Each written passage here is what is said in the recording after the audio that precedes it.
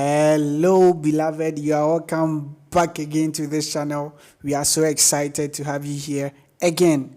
Here on this channel, in case you care to know, we do everything Reverend Eastwood Anaba. We do videos of him, we do materials of him, and we do posts of him.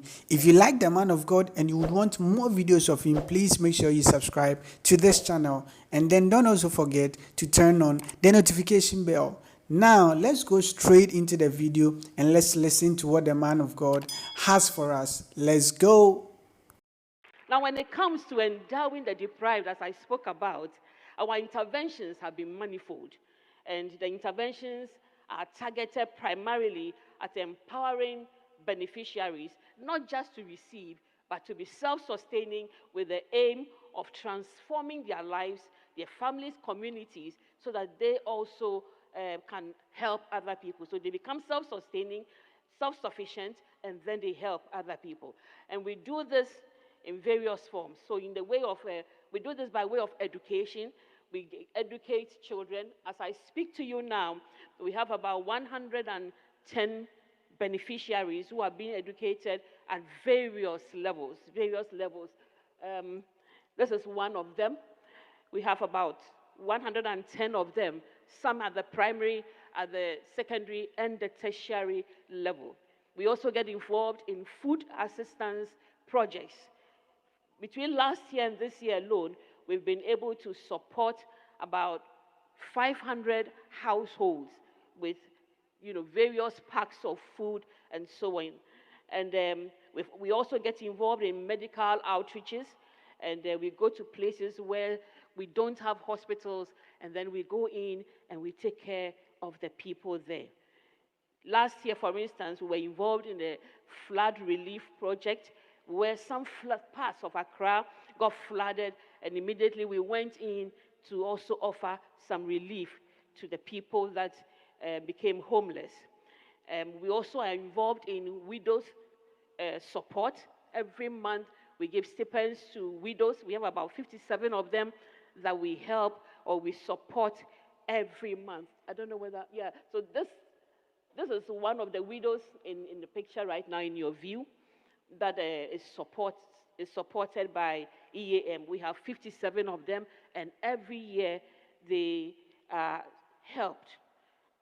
The reason why you need to support EAM is so that some of these people every month can look up and have hope and know that they will receive help. Hallelujah.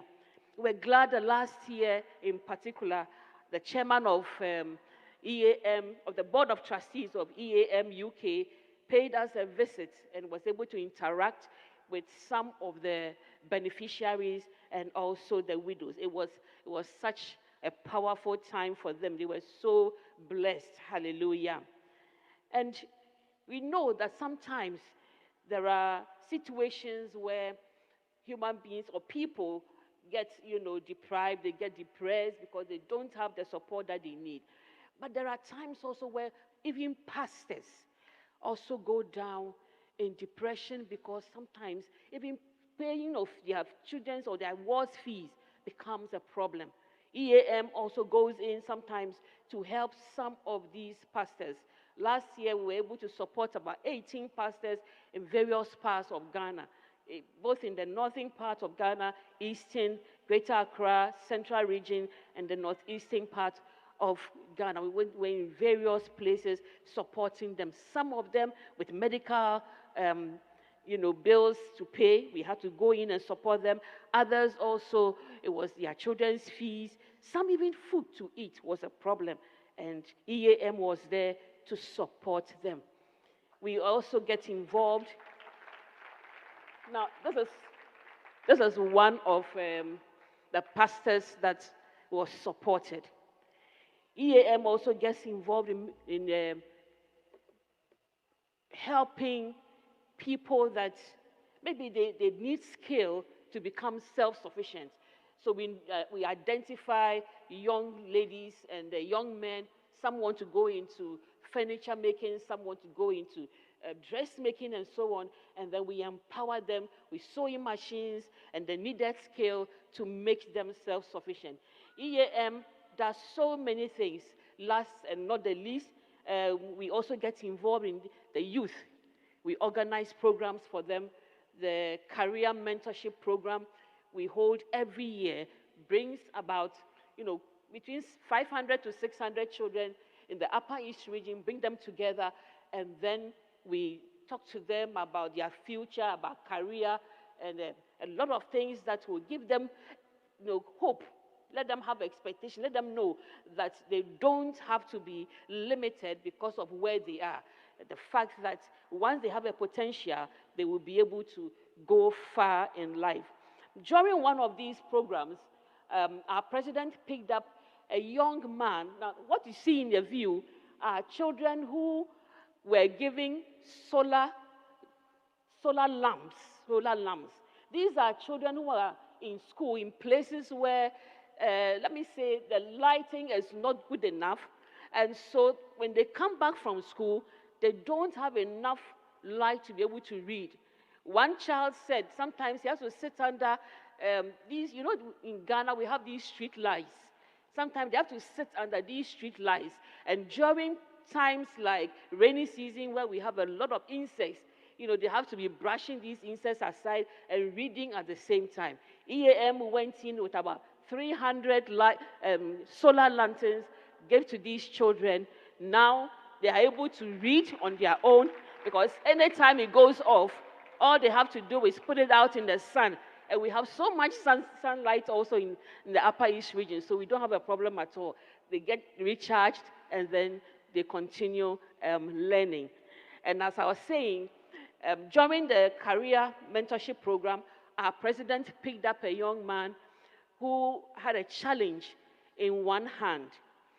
And I think it was a deformity at birth. And so he couldn't write very well. This is a young man who came from a Muslim background. Parents were all Muslim, but he decided to give his life to Christ and started coming to church, got involved with the youth, and during the career mentorship program, he attended the meeting, and our president picked him up. This young man, very brilliant, and yet his parents told him, "We cannot take care of you to go to school." But he said that anytime he slept, he dreamt that he was in school.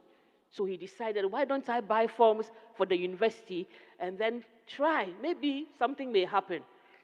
Our president picked up this young man who had a challenge in one hand. I don't know whether, that's the man. He had a challenge in the right hand, and so it is only his left that he uses to write. Very committed, involved with the youth, and a very brilliant young man. During the WASI examination that would lead them go into the university, he had 4 A's and 4 B's. 4 A's and 4 B's. And yet there was no help. EAM again came in as our president picked him up. And I speak to you today, he is pursuing chemical engineering at the Kwame Nkrumah University of Science and Technology. So in your view is a young man with his pastor and our social worker, Evelyn Choyire, giving him an envelope with a check in it for all the things that he needs to be able to get himself ready to go to the school. He is in school right now. Ladies and gentlemen, EAM does so many things to help people, to put a smile on the faces of little children, put a smile on the faces of adults who don't have hope. Recently, we were in church. A young girl of about 16 years walked into the church with twins. And apparently, some careless boy somewhere impregnated this young girl, left her. Parents got so disappointed in her because they wanted her to go to school. And so they also left this girl to roam around. So she gave birth to twins, and all she would do is put these twins, tuck them under her arms, roam around the market, and start begging. And so this girl walked into the church, and as I speak to you now, by the grace of God, we are also taking care of the twins, and we are trusting that as soon as school reopens, we will put her back in school and then also take care of those twins. EAM is doing so much to help people, and I want you to know that anytime you are called upon to support Eastwood Anaba Ministries, if you are a partner already, thank you so much for what you've done so far. I want to ask that you continue to support EAM, especially on monthly basis, because these widows and people that are deprived, we always have to support them every month. This, what you see in your view now, maybe let me talk about that little boy that came up. Now, this is a little boy called Isaac Akins that was captured during last year's Alaju flood situation. EAM went in to support, and when we went in with the relief, foodstuffs and so on, what you see in your view is some of the items that we sent to them. So we had packed bags of rice and oil, mackerel, and everything that they needed, and also the mattress. And when this boy saw the mattress, I think he just fell in love with the mattress. And see the way he's holding this mattress is like, wow, what a blessing. EAM caught this young man's eye. And as I speak to you, he's also in school, because at this age, he was not in school. Parents said they didn't have what it takes to take him to school. Isaac is in school right now because they are being supported. So that is Isaac, who is on his way to school because somebody like you in EAM decided to offer help. Thank you so much for all that you do for us. And especially for EAM UK, we want to say a very, very big thank you because of the support you give to help from. Thank you so much for watching this video. I believe you really enjoyed the video. If you were blessed by the message, please make sure you like this video. Yes, like this video. And don't forget to also share. And if you've not subscribed yet, please subscribe to this channel. Until then, see you again.